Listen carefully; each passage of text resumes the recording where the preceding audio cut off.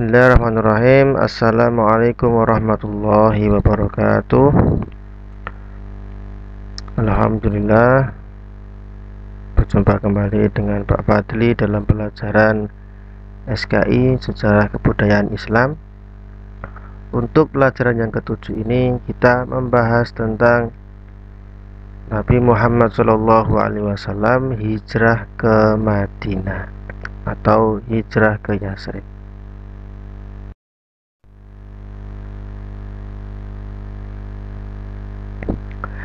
Hijrah ke Yasrib merupakan hijrah Nabi Muhammad SAW bersama para sahabat. Di Yasrib mereka disambut dengan sangat gembira oleh orang-orang bangsa Arab yang tinggal di sana. Penduduk Yasrib bersedia melindungi Nabi Muhammad SAW dan para kaum muslimin dari siksaan kaum kafir Quraisy.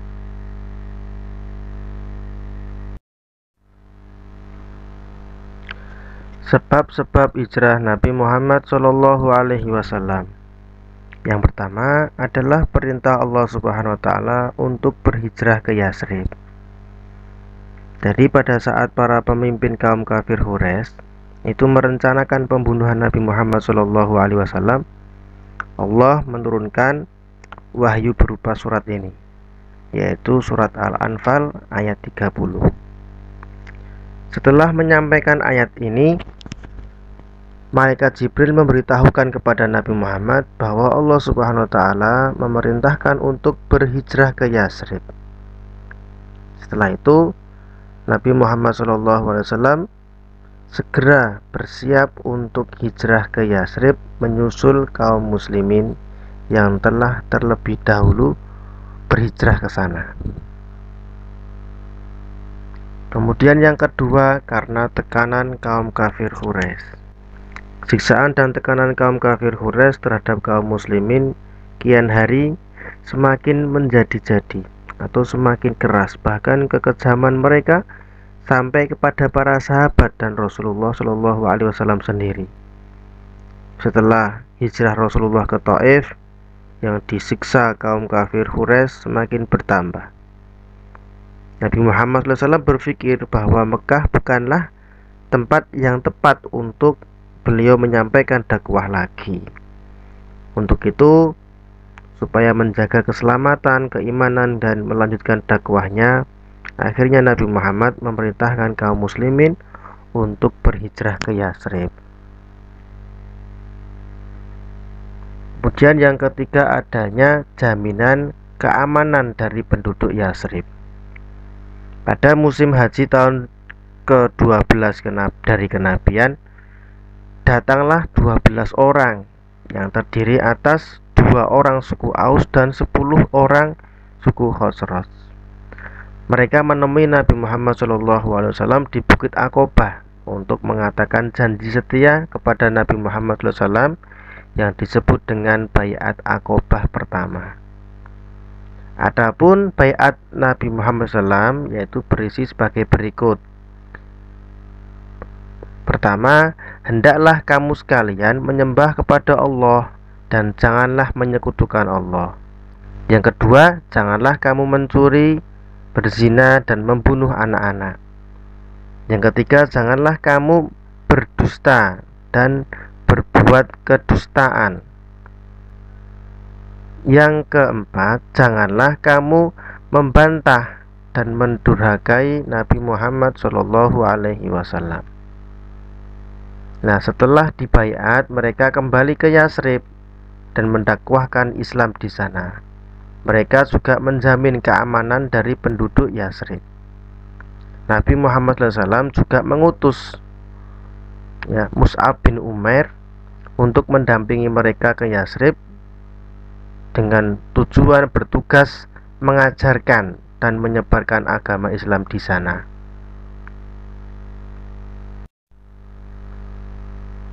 Kemudian yang keempat, permintaan penduduk Yasrib agar Nabi Muhammad SAW hijrah ke negeri Yasrib.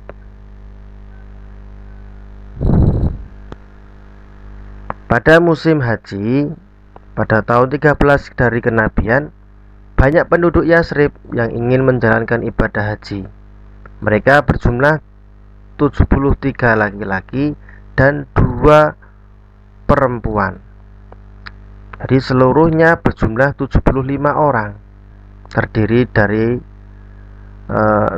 63 laki-laki dari golongan suku Khosroj dan 11 laki-laki dari golongan suku Aus dan 2 orang perempuan dari golongan suku Khosroj yang bernama Nusaibah binti Ka'ab dari Bani Najjar dan Asma binti Amr dari Bani Salamah.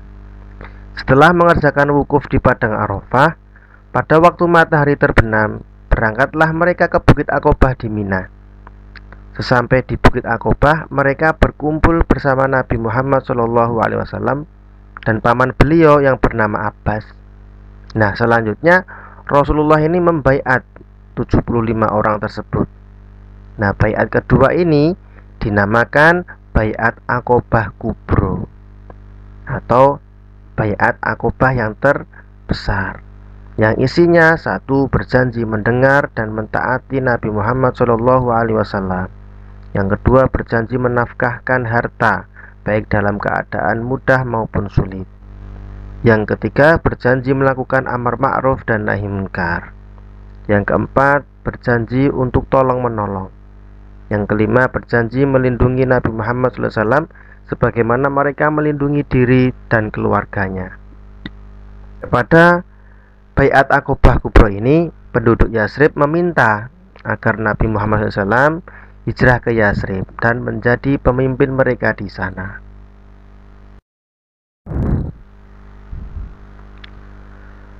Peristiwa hijrah Nabi Muhammad SAW.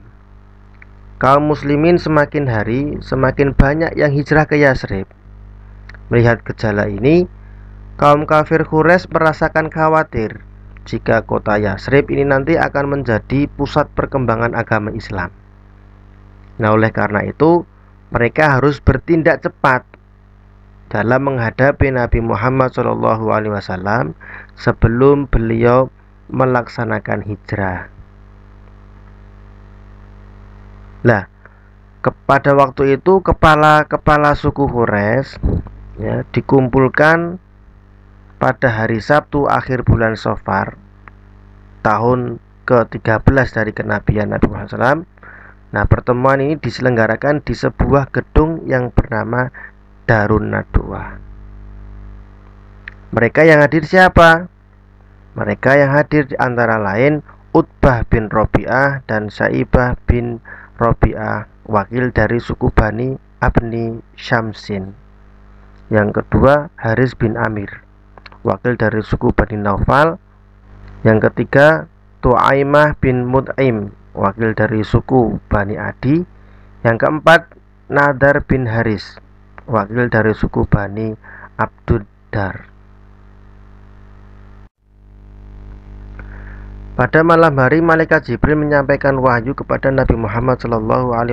Wahai Rasulullah, janganlah engkau tidur malam ini di atas tempat tidur engkau yang telah biasa tidur di atasnya. Sesungguhnya Allah menyuruh engkau supaya berangkat hijrah ke Yasrib. Nah, ketika pada waktu itu para pemuda Quraisy sudah mengepung rumah Nabi Muhammad SAW, karena dengan keputusan perjanjian atau pertemuan di Darun Nadwa tadi, yaitu dengan tujuan mau menghancurkan, mau membunuh Nabi Muhammad SAW. Mereka membuka sayembara, siapa yang dapat membunuh Nabi Muhammad SAW akan diberi hadiah, yaitu berupa 100 ekor onta. Dan akhirnya Nabi Muhammad SAW menyuruh kepada Ali bin Abi Thalib dengan tujuan apa? Supaya kaum kafir Quraisy tidak mencurigai bahwa Nabi Muhammad telah hijrah atau keluar dari rumah. Dan ketika waktu itu para pemuda Quraisy diberi oleh Allah berupa ngantuk. Akhirnya mereka ketiduran. Para pemuda Quraisy ini ketiduran semuanya. pada waktu malam hari ketiduran semuanya. Akhirnya Nabi Muhammad mulai berangkat hijrah. Sebelum hijrah meminta tolong kepada Ali bin Abi Thalib, "Wahai Ali bin Abi Thalib, hari ini saya mau hijrah karena mendapatkan perintah dari Allah. Hari ini saya harus hijrah. Maka dari itu, untuk malam ini kamu menggantikan tempat tidur saya." Jubah yang biasa dipakai Nabi Muhammad itu diberikan kepada Ali bin Abi Thalib, dan Ali bin Abi Thalib disuruh tidur di tempat tidur Nabi Muhammad SAW, dengan tujuan supaya kaum kafir Quraisy, pemuda Quraisy itu tidak mencurigai bahwa Nabi Muhammad telah hijrah. Nah, ketika di waktu siang hari mereka bangun, akhirnya tidak sabar menunggu keluarnya Nabi Muhammad SAW. Akhirnya mereka mendobrak rumahnya, mereka memaksa masuk rumah Nabi Muhammad, dan ketika itu mereka hampir membunuhnya. Dikira yang di dalam itu adalah Nabi Muhammad. Ternyata apa? Yang di dalam rumah tersebut, yang di dalam kamar tersebut adalah Ali bin Abi Thalib. Sedangkan Nabi Muhammad sudah mulai hijrah. Nabi Muhammad menemui Abu Bakar As-Siddiq untuk mengajak berhijrah untuk menemani, diminta untuk menemani berhijrah ke Yasrib. Setelah itu Abu Bakar As-Siddiq menyiapkan kudanya yang bernama Al-Quswa untuk diberikan kepada Nabi Muhammad SAW. Mereka menuju ke Gua Sur terlebih dahulu karena mendapatkan kabar bahwa kaum kafir Quraisy sudah mengetahui, sehingga Nabi Muhammad dan Abu Bakar As-Siddiq itu bersembunyi di Gua Sur karena menghindar dari kejaran kaum kafir Quraisy. Nah, beliau sampai di Gua Sur ini pada waktu tengah malam. Setelah dibersihkan dari binatang dan bebatuan oleh Abu Bakar As-Siddiq, Rasulullah masuk ke Gua Sur untuk bersembunyi. Kemudian Allah menyuruh laba-laba yang beribu-ribu bersarang di muka Gua Sur atau di mulut Gua Sur itu. Ya, Allah juga menyuruh burung merpati liar supaya bersarang dan bertelur di tempat tersebut. Oleh sebab itu, pintu Gua Sur ini penuh dengan sarang laba-laba dan sarang telur dari burung, sehingga ketika orang melihat di pintu gua itu mengira bahwa tidak ada orang yang masuk di Gua Sur. Akhirnya apa? Nabi Muhammad dan Abu Bakar As-Siddiq bisa selamat. Sempat kaum kafir Quraisy sudah berada di depan pintu Gua Sur, tetapi mereka tidak yakin bahwa Abu Bakar dan Nabi Muhammad itu masuk di Gua Sur, karena melihat kondisi di pintu Gua Sur itu terlihat sarang laba-laba, penuh sarang laba-laba dan sarang burung. Dan akhirnya mereka melanjutkan mencari perjalanan untuk mencari Nabi Muhammad SAW. Nah, di Gua Sur ini selama 3 hari 3 malam dibantu oleh 3 orang, yaitu yang pertama Abdullah, itu putra dari Abu Bakar. Tugasnya membawa kabar berita dari orang Mekah tentang Nabi Muhammad SAW. Yang kedua adalah Asma. Asma ini adalah putri dari Abu Bakar juga, yang bertugas untuk membawa makanan untuk Nabi Muhammad SAW. Yang ketiga Amir bin Fuhairah, yang bertugas memberi perasan air susu kambingnya. Jadi Amir bin Fuhairah ini menggembala kambing sampai di Gua Sur. Ya, setelah sampai di Gua Sur itu memeras kambingnya supaya bisa diminum oleh Nabi Muhammad SAW.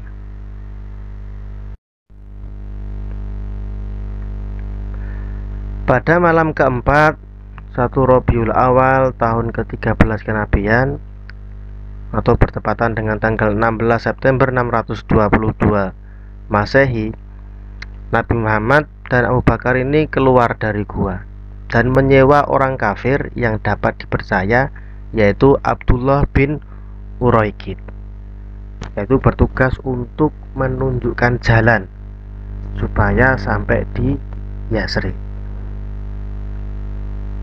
Dan perjalanannya itu dilakukan waktu malam saja, karena untuk menghindari dari jalan dan menghindar dari jalan umum, melewati jalan yang sebagaimana tidak pernah dilewati oleh orang-orang umum. Dan akhirnya Nabi Muhammad tiba di Kuba atau dekat Yasrib itu pada tanggal 8 Rabiul Awal, atau tepatnya pada tanggal 23 September 622 Masehi.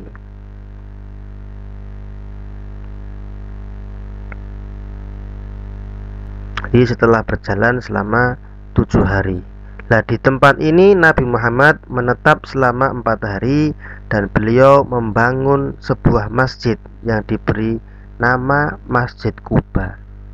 Dan Masjid Kuba ini adalah masjid yang pertama kali dibangun oleh Nabi Muhammad Shallallahu Alaihi Wasallam.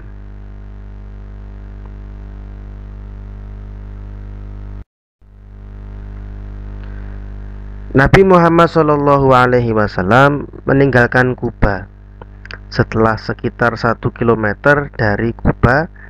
Nabi Muhammad Shallallahu Alaihi Wasallam tiba di perkampungan Bani Salim. Nah, di situ Nabi Muhammad melaksanakan sholat Jumat dan menjadi imam sholat Jumat. Untuk memperingati peristiwa ini, Nabi Muhammad membangun masjid Jumat. Nah, pada hari itu juga Nabi Muhammad melanjutkan perjalanannya ke Yasrib. Dan akhirnya pada tanggal 12 Rabiul Awal atau bertepatan pada hari Jumat tanggal 24 September 622 Masehi, Nabi Muhammad sampai di Madinah. Beliau disambut oleh Bani Najjar yang masih memiliki kekerabatan dengan Nabi Muhammad SAW dari garis ibunya. Dan di sana sampai di Yasrib disambut dengan sukacita dan diiringi isak tangis karena kegembiraan penduduk Madinah, penduduk Yasrib atas kedatangan Nabi Muhammad Shallallahu Alaihi Wasallam. Dan mereka melantunkan syair-syair untuk Nabi Muhammad Shallallahu Alaihi Wasallam. Yang dibacakan syair tersebut adalah Tola al-Badr. Pada waktu itu penduduk Yasrib berkumpul untuk menyambut kedatangan Nabi Muhammad SAW. Jadi setiap orang di Yasrib itu memohon menjadi tuan rumah bagi tamu agung itu, jadi tuan rumah Nabi Muhammad SAW. Akan tetapi Nabi Muhammad membiarkan untanya berjalan seraya mengatakan bahwa ia akan tinggal di rumah di mana unta itu berhenti. Nah, terjadi keberuntungan jatuh kepada Abu Ayyub Al-Ansori. Unta Nabi Muhammad ini berhenti dan berlutut di depan rumahnya. Di tanah kosong itulah milik 2 orang anak yatim, yaitu yang bernama Sahal dan Suhel. Di tempat itu Nabi Muhammad membangun Masjid Nabawi. Selanjutnya Nabi Muhammad memanggil istrinya, yaitu yang bernama Saudah, yang kedua putrinya Ummu Kulsum dan Fatimah, melalui anak angkatnya yaitu Zaid bin Harisah. Nah, sejak itu Nabi Muhammad tinggal di Madinah serta mengembangkan ajaran Islam di sana. Jadi Nabi Muhammad itu pertama kali membangun masjid adalah Masjid Kuba, yang tepatnya di dekat Yasrib. Tetapi setelah sampai di Madinah, masjid yang pertama kali dibangun di Madinah adalah Masjid Nabawi.